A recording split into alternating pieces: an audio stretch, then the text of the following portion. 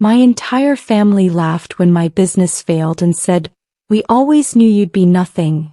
Decades later, I own everything and they're all bankrupt. Before the story continues, kindly subscribe to support us. And while you're here, say hi and tell us where you're watching from. We cherish every comment. I'm standing in my childhood home staring at my grandmother's casket, when my brother Marcus leans over and whispers, "At least Grandma left you something you're good at." Nothing. The whole family laughs. My mother, Diane, smirks from across the room. My father, Leonard, doesn't even look up from his phone. My sister Kenya cackles so loud the funeral director shoots her a look. I'm 32 years old and my cafe just closed last month after 2 years of bleeding money. I lost everything. My savings, my apartment, my fiancé Derek who said he couldn't be with a failure. Now I'm back in Detroit, sleeping on my cousin's couch and they're all acting like my pain is entertainment. My grandmother, Vera Mae Johnson, was the only one who believed in me. She'd slip me $20 and say, "Keep dreaming, baby girl." Now she's gone and I'm drowning. The lawyer, Mr. Pemberton, clears his throat. The reading of the will begins now. My Uncle Jerome mutters, "About time. Mama had 3 properties and that life insurance." Everyone straightens up, suddenly interested. Mr. Pemberton's eyes land on me. To my granddaughter Shanice Marie Johnson, I leave my entire estate. All properties, accounts, and investments, valued at approximately $2.3 million. The room explodes. My mother screams, "That's impossible." But I'm frozen, remembering Grandma's last words to me in the hospital. "They'll regret underestimating you, baby. Watch." I can't breathe. Everyone's yelling at once. My father's face turns purple as he lunges toward Mr. Pemberton. "This is fraud. My mother wouldn't do this." Kenya's screaming about how I manipulated a dying woman. Marcus grabs my arm so tight I'll have bruises. "You gold digging." Security escorts him out. The truth is I had no idea. Grandma and I were close, but $2.3 million? 3 rental properties in Midtown? Investment accounts. Mr. Pemberton hands me a sealed envelope. "She wanted you to have this immediately." Inside, Grandma's handwriting. "Shanice, they laughed when you lost the cafe. They called you stupid for trying. But I watched you work 18-hour days. I saw you refuse to compromise your values. They want easy money, you wanted to build something real. I'm giving you the tools to rise. Don't let them tear you down. Show them what Johnson women are made of. All my love, Grandma Vera." I'm crying so hard I can't see. My mother appears, suddenly sweet. "Baby, I know we've had our differences, but family is family." Her voice drips honey. "We should celebrate Mama's memory together. Maybe over dinner? I can help you manage all this. It's overwhelming." I see it clearly now, the shift from mockery to manipulation. Yesterday I was a failure. Today I'm an ATM. I fold the letter carefully. I need time to process this alone. 2 weeks later, I'm meeting with a financial advisor, Jasmine Rodriguez, who Grandma had recommended in another letter. "Your grandmother was brilliant," Jasmine says, spreading documents across her desk. "She bought these properties in 2003 when Midtown was neglected. Now they're worth a fortune.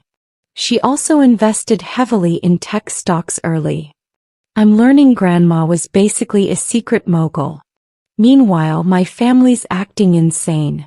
My phone has 247 missed calls. Kenya showed up at Jasmine's office screaming until security removed her. My mother's left voicemails ranging from guilt trips, "After everything I sacrificed for you," to threats, "You'll regret cutting out your family." Uncle Jerome hired a lawyer to contest the will. My father sent a text. "Your grandmother clearly wasn't in her right mind. Do the right thing."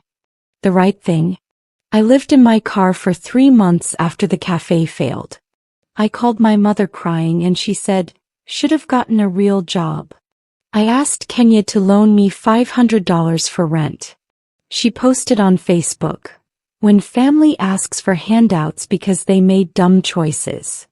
I begged Marcus to let me stay with him for 2 weeks. He said, I'm not running a charity for losers. But now they're family. Jasmine interrupts my thoughts. Shanice, your grandmother left detailed instructions. She wanted you to rebuild yourself first, then your dreams. I'm holding Grandma's business plan she'd written for me.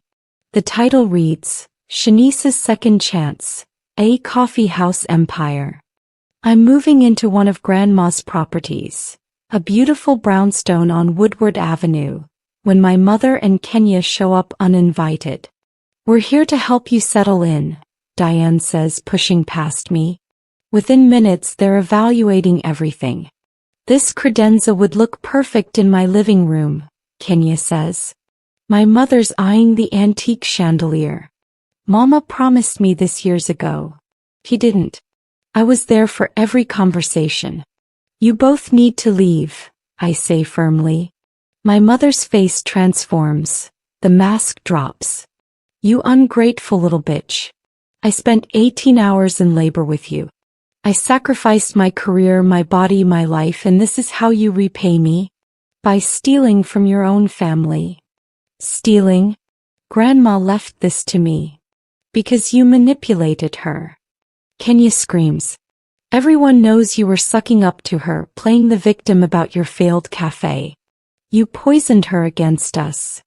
The cruelty takes my breath away. My father appears in the doorway with Marcus and Uncle Jerome. This was planned, an ambush. Shanice, my father says in his prosecutor voice, we're prepared to offer you a deal. Keep one property and $500,000. Divide the rest equally among the family. Otherwise we sue and you'll spend everything on lawyers. Uncle Jerome adds, Mama wanted us all taken care of. This hoarding is selfish. I'm shaking, but I hear Grandma's voice in my head. Stand firm, baby. Get out. All of you. Now. My mother's parting words cut deep. We always knew you'd be nothing. Looks like we were right. I'm drowning in memories tonight. I find Grandma's journals in the attic. 30 years of entries. June 15, 2004. Diane asked for $20,000 again. She's blown through everything I've given her.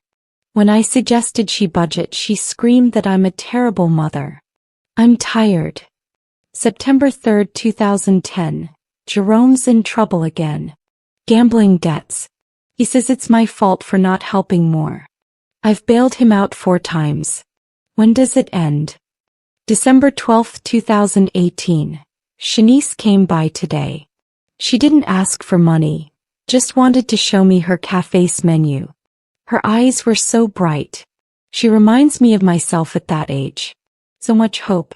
The others have crushed that out of themselves. March 8, 2023. I'm dying. The cancer's aggressive. But I'm not telling them yet. They'll just circle like vultures. I need to protect Shanice. She's the only one who visits because she loves me, not because she needs something. I'm sobbing. The next entry is dated April 2023. I changed my will today. Let them be angry. Shanice earned this by being human. The others earned nothing but their own consequences. My phone rings, it's Marcus. Hey sis. I'm sorry about earlier. Mom and Kenya were out of line. Can we talk? Maybe grab dinner. His voice sounds genuine, but I remember Grandma's warning in another letter. Marcus is the most dangerous. He'll apologize, make you feel safe, then strike when you're vulnerable. I'm busy, I say. Come on, Shanice. It's me. We're blood. Blood. The word they weaponize when they want something. The lawsuit arrives. They're claiming undue influence, diminished capacity, and elder abuse. Reading the accusations, that I isolated Grandma, manipulated her medications, coerced her into changing the will, makes me physically ill. These are lies. Vicious, calculated lies. My lawyer, Patricia Chin, is unfazed. They have no evidence because it didn't happen. Your grandmother had 3 psychiatric evaluations in her final year, all proving competence. She documented everything specifically to prevent this. But the damage is done. The local news picks up the story. Family war over millions. Granddaughter accused of elder abuse. My former cafe suppliers see it. My ex-friends from college share it with laughing emojis.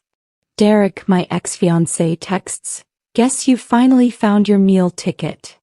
I'm walking through Grandma's second property, a commercial building she'd left vacant, when I meet him. Terrence Mitchell.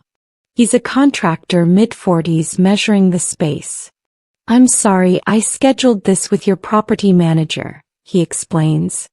"I run a youth mentorship program, teaching kids construction skills. We need a headquarters, but everywhere's too expensive." We talk for 2 hours. Terrence grew up in foster care, built his business from nothing.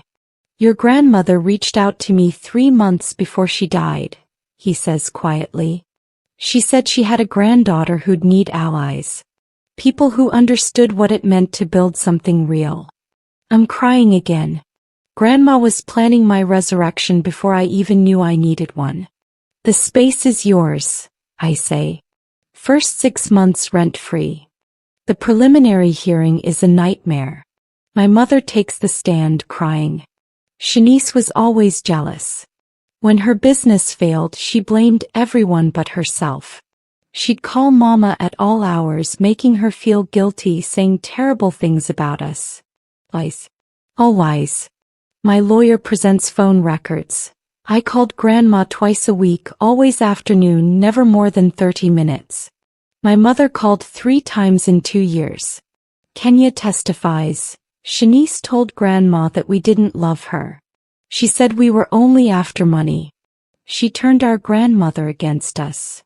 Patricia counters with Grandma's journals, but the judge looks skeptical. That night, Marcus shows up at my brownstone. He's drunk. "You think you're so special?" he slurs. "Dad's calling in favors. He's got judges, politicians. You're going to lose everything, and when you do, you'll have nobody. Because that's what you are, nobody." Something breaks inside me. "Get out before I call the police." He laughs. "The police?" Dad golfs with the police chief. "Who do you think they'll believe? A respected attorney's family or a failed cafe owner who manipulated a dying woman?" After he leaves, I find myself at Grandma's grave. "I don't know if I can do this," I whisper. "They're so strong and I'm so tired." The wind picks up, rustling the trees. I hear Grandma's voice in my memory. "Baby girl, they're not strong, they're loud. There's a difference. Strong is waking up every day and choosing integrity. That's you." Jasmine calls me at 6 a.m. "You need to see this." She's found something in Grandma's financial records. For 15 years, my mother embezzled from Grandma. Small amounts, $300 here, $500 there, from Grandma's account, which my mother had partial access to for helping with bills. Total, $47,000. Uncle Jerome borrowed $85,000 for his business ventures, and never repaid a cent. Kenya used Grandma's credit cards without permission, racking up $23,000 in debt that Grandma quietly paid off. Marcus forged Grandma's signature on a loan application. $30,000 he lost in a cryptocurrency scheme. My father, he knew everything and did nothing. Grandma documented it all. Bank statements, photocopied checks, printed emails. She was building a case, Jasmine says. She knew they'd challenge the will. I'm numb. My family didn't just dismiss my dreams.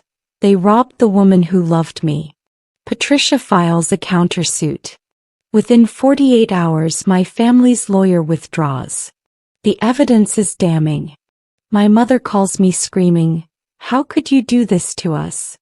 We're your family. You stole from Grandma for 15 years. That wasn't stealing, she wanted to help." Then why did she write in her journal that she felt violated? Why did she close that account 3 months before she died? Silence. "You've destroyed this family," she finally says. "No, Mom. You did that all by yourself." I hang up. For the first time in months I feel something other than grief.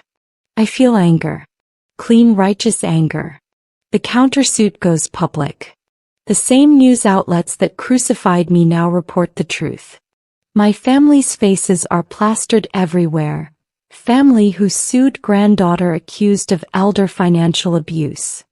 Uncle Jerome loses his job. Kenya's friends abandon her. Small-town gossip travels fast. Marcus's girlfriend leaves him.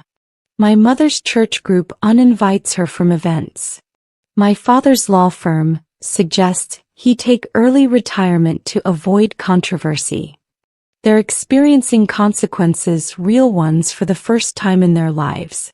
But I'm not celebrating. I'm rebuilding. Terrence's mentorship program launches in Grandma's building.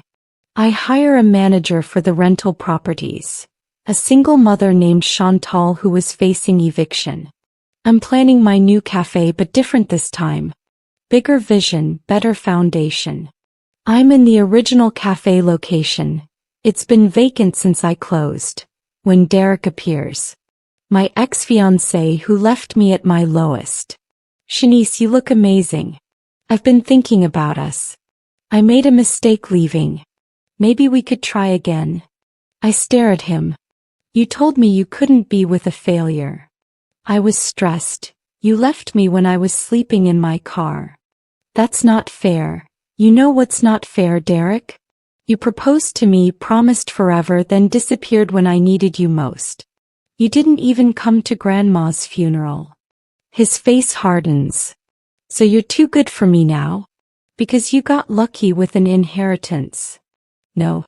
Because I know my worth now. And it's not tied to money, it's tied to integrity. Something you wouldn't recognize." My father shows up at my door. Alone. No ambush this time. He looks old. When did he get so old?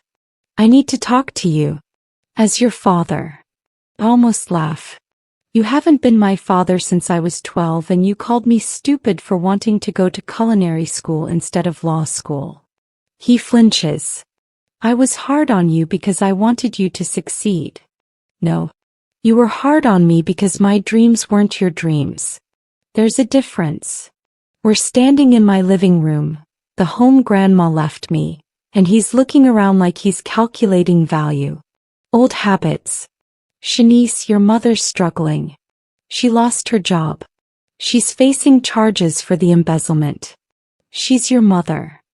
Where was that energy when I called her crying because I couldn't afford food? When I begged for help and she posted about it on Facebook? She made mistakes." "Mistakes? Dad, she stole from Grandma. For years. That's not a mistake. That's a choice." His lawyer mask slips.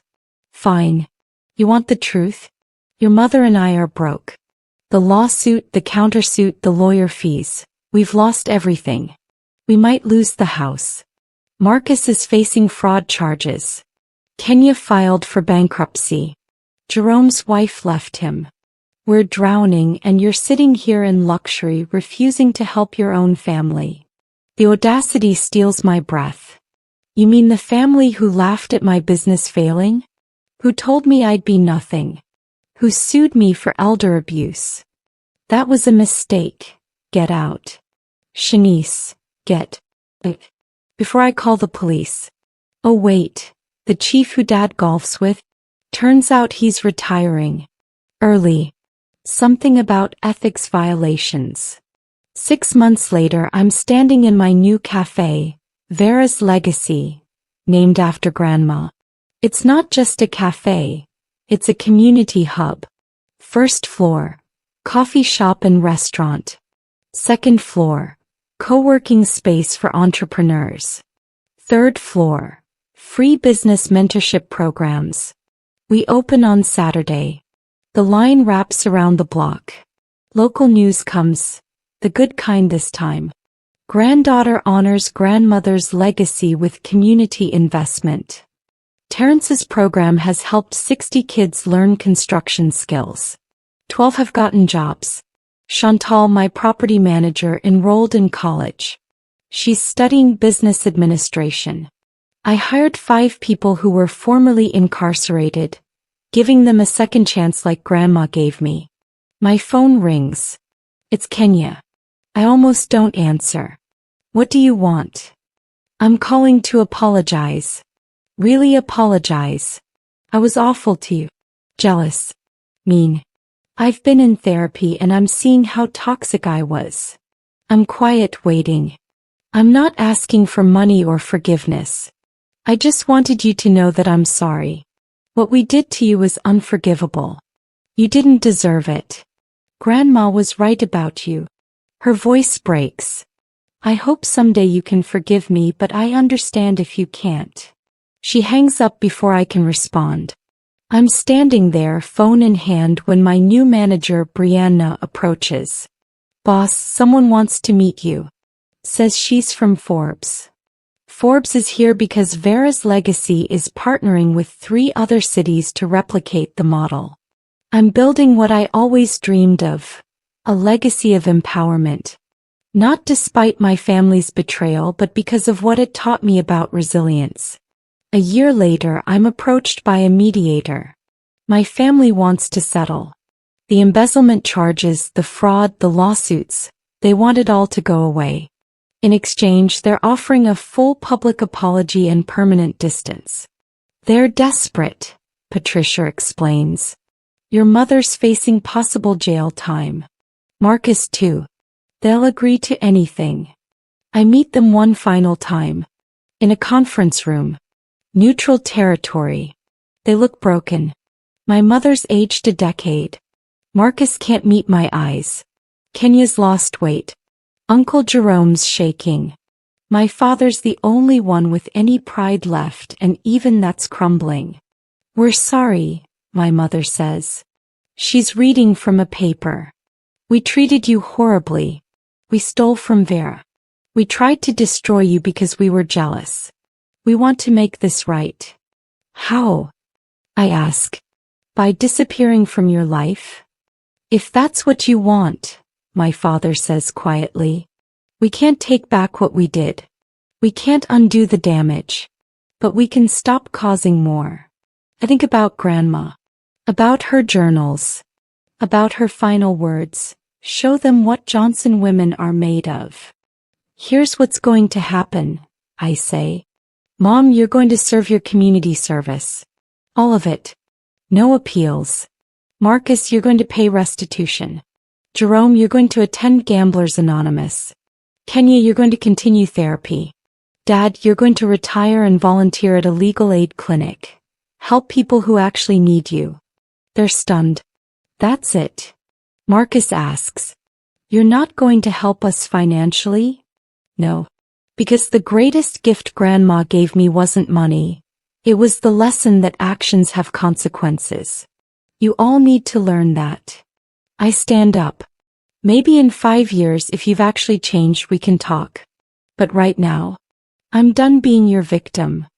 3 years later, I'm speaking at a business conference. Vera's legacy has expanded to 7 cities. We've helped launch 200 small businesses. Employed over 400 people. Created community spaces in neglected neighborhoods. I'm a millionaire, but not because of inheritance, because I built something real. The keynote ends with a standing ovation. Backstage there's a letter. From Kenya. Shanice, I wanted you to know I've been sober for 2 years. I'm working as a counselor at a women's shelter. No expectations, but I'm grateful for the chance you gave me to change. I'll never be the sister you deserved, but I'm trying to be better. Thank you for not giving up on me even when you should have. I cry, but they're different tears now. Healing tears. That evening I'm at Grandma's grave with flowers. We did it, I whisper. Your legacy is helping hundreds of people. They called me nothing, but you saw everything I could be. The wind picks up again, warm and gentle. I think about my family, scattered, rebuilding their lives separately. My mother completed her community service and moved to Arizona. Marcus got a job as a construction worker with Terrence's program. Dad volunteers 40 hours a week. They're learning slowly what Grandma tried to teach them, that real wealth isn't money, it's integrity. I'm 35 now. I'm dating someone wonderful, a teacher named Isaiah who loves me for who I am, not what I have. I'm happy, genuinely happy, because I learned the truth. They were wrong about me. I wasn't nothing. I was everything, waiting for the right moment to shine. And when my family laughed at my failure, they gave me the greatest gift of all, the motivation to prove them spectacularly wrong. Grandma knew. He always knew. And now the whole world knows too.